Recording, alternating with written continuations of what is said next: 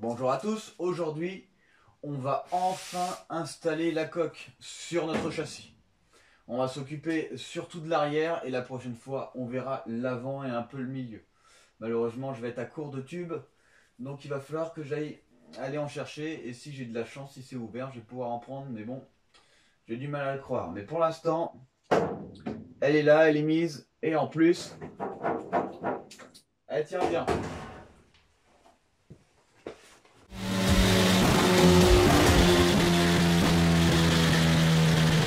Pour avoir un bon maintien quand je vais mettre ma coque, il va falloir que ici, tout là, hop, tout le long, du coup je ponce parce qu'en fait ici on va mettre une plaque entre la carrosserie quand elle sera dessus et du coup le longeron.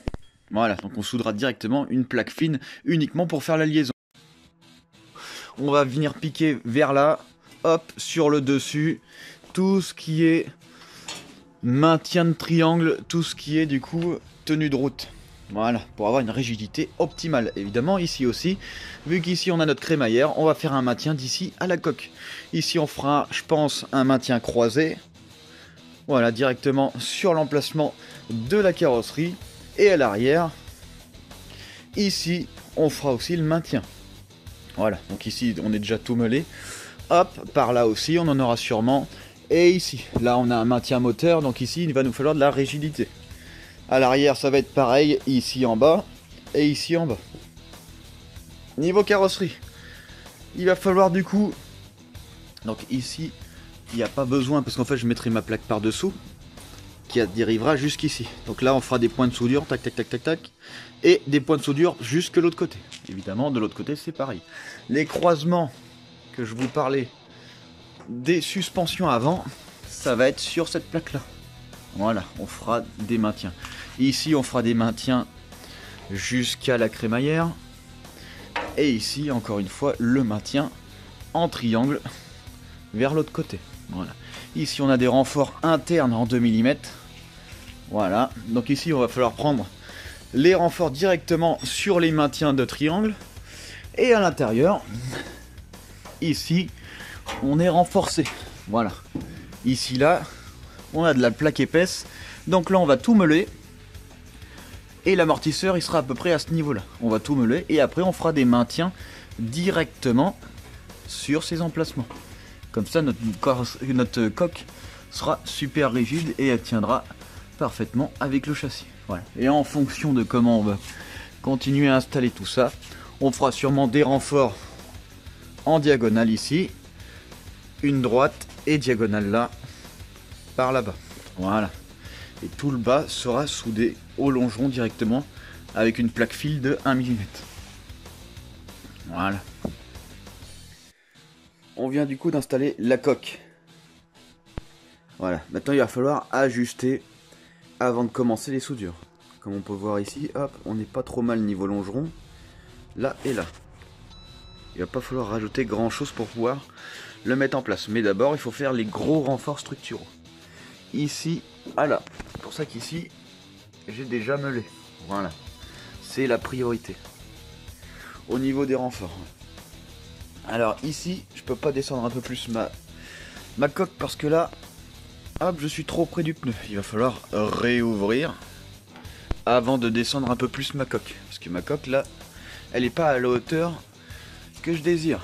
Voilà, elle devrait être à cette hauteur là, mais ici, à cette hauteur là. Et là ici, bon bah, on voit bien qu'elle n'y est pas. Voilà, il y a tout ça encore. Il y a encore tout ça à descendre. Et évidemment, équilibré ici. Donc là, ici, je prendrai un niveau. Je viendrai me mettre sur la tranche de la coque. Pareil de l'autre côté.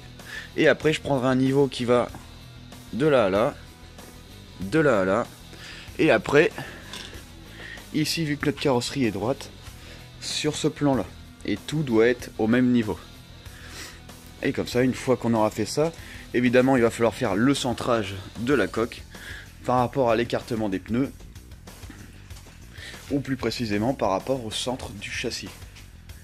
Voilà, pour être sûr d'avoir une carrosserie bien droite.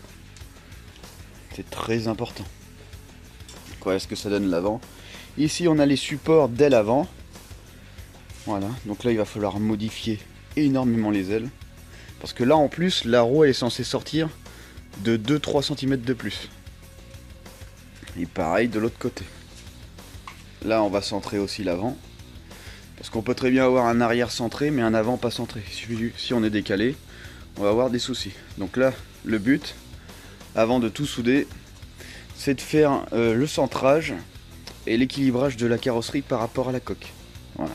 Et après, on viendra mettre nos renforts ici jusqu'au maintien de triangle, là et là. Là et là. Et sur notre coque ici. Et l'intérieur ici qui est en acier 2 mm très épais. Voilà. Donc là, on fera des barres hop, d'en dessous jusque là. Et pareil de l'autre côté. Et après, on croisera tout. Une fois qu'on aura fait tout ça, on s'occupera du dessous ici où on rajoutera une plaque pour qu'en fait ici on n'ait pas de vide. C'est très important. Évidemment pareil de l'autre côté. Après à l'intérieur on enlèvera tous les surplus de plaques qu'on n'a pas besoin. Comme par exemple ici cette plaque là. Voilà. On va du coup je pense la couper, juste la continuer. Après ici il va falloir que je change ici parce que ici normalement on a une vitre. Donc là on va changer ça parce qu'il me faut une admission d'air pour le refroidissement de l'admission et pour le refroidissement du circuit d'huile. Pareil de l'autre côté. Après le haillon on va le modifier aussi parce qu'on a une vitre. Mais ce qu'on va faire, hop, on va mettre des lames le long comme les grosses voitures avec moteur centré arrière pour pouvoir évacuer l'air chaud du moteur. Voilà.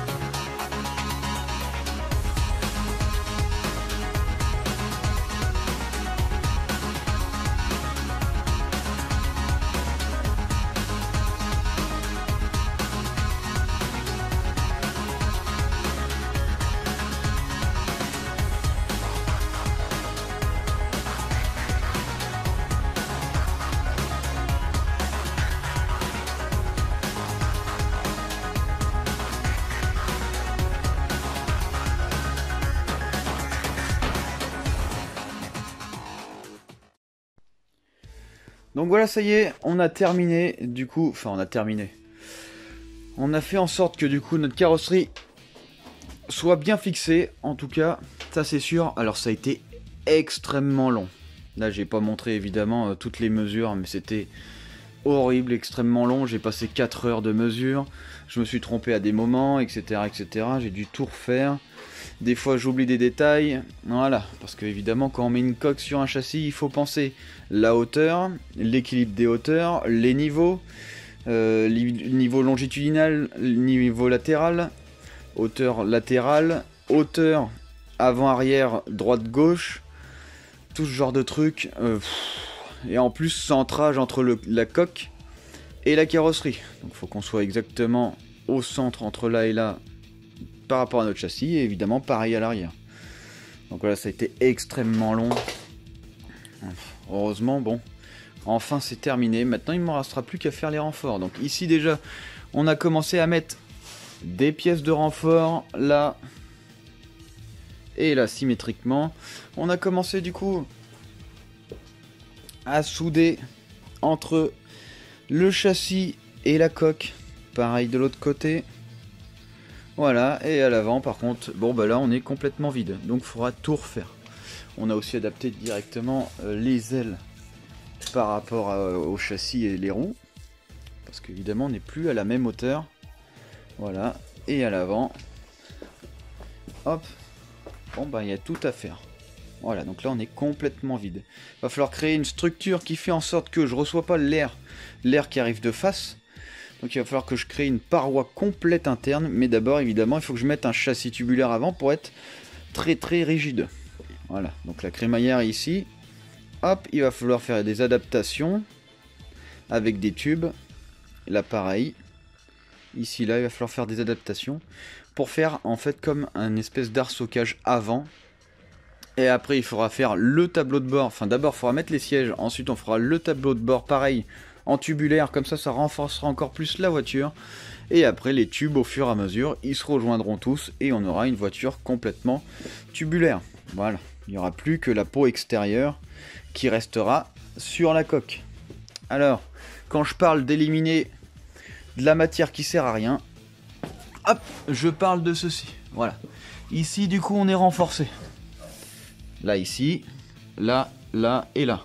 Donc là, cette coque, cette partie-là qui est en doublon, je vais l'éliminer. Elle me sert à rien. Donc évidemment, pareil de l'autre côté. Donc à chaque fois que je vais mettre des renforts, comme ça, toutes les parties éliminables, je les enlèverai. Voilà. Ici, je vais voir ce que je peux faire. Mais à mon avis, il y a des choses que je vais pouvoir enlever. Je vais pas gagner des masses, je vais peut-être gagner quelques centaines de grammes, voire peut-être 1 ou 2 kilos, mais à mon avis, pas beaucoup plus. Voilà. Ensuite, il faudra que je m'occupe du toit ouvrant, parce que le toit ouvrant ça me plaît pas. Je veux absolument ne pas avoir de toit ouvrant, c'est une question de poids, donc ça c'est très important. Donc là ce que je ferai, c'est qu'avec mon autre Calibra je moulerai le toit, et je pense que je ferai sûrement un toit en fibre de carbone, sûrement. Sinon je fais au plus simple, je mets une plaque de tôle et je soude complètement, hop, mon toit ouvrant. Mais bon là ça me plaît un peu moins cette idée. Je préfère vraiment mouler un complet, une qui n'a pas de toit ouvrant, et après hop, directement coller dessus. Donc en fait je vais pas coller dessus vraiment directement, je vais d'abord garder uniquement des rebords. Voilà, je collerai sur les rebords qui restera. Je pense que je vais aussi éliminer ce trou qu'il y a ici, je sais pas encore. Bon voilà, donc là il reste encore beaucoup de travail. On a fait déjà une partie vachement importante que je voulais absolument faire, mettre la coque sur châssis. Donc la prochaine fois on s'occupera de l'avant et du centre un petit peu, et je croise les doigts pour pouvoir aller acheter mes tubes, parce que malheureusement vu que tout est fermé, j'espère que eux ils sont encore ouverts.